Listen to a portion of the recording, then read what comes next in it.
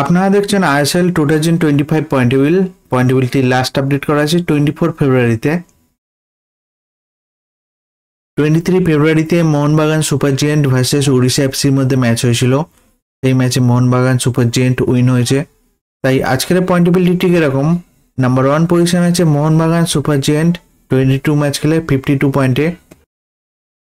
Number 2 আছে FC Goa 21 match খেলে 42 পয়েন্টে।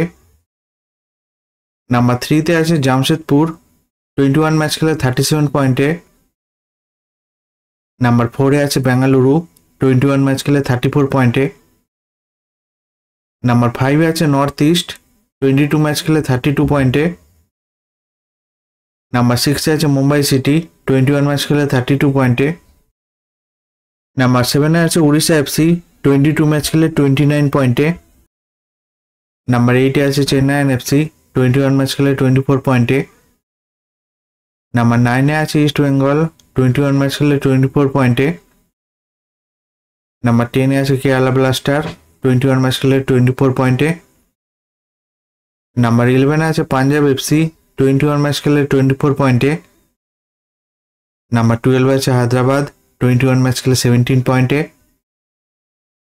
নাম্বার 13 এ আছে মোহামেডান 21 ম্যাচ খেলে 11 পয়েন্টে। এই আইএসএল এর পয়েন্টেবিলিটি লাস্ট আপডেট করা হয়েছে 24 ফেব্রুয়ারিতে। ভিডিওটি ভালো লেগে থাকলে লাইক কমেন্ট শেয়ার করবেন।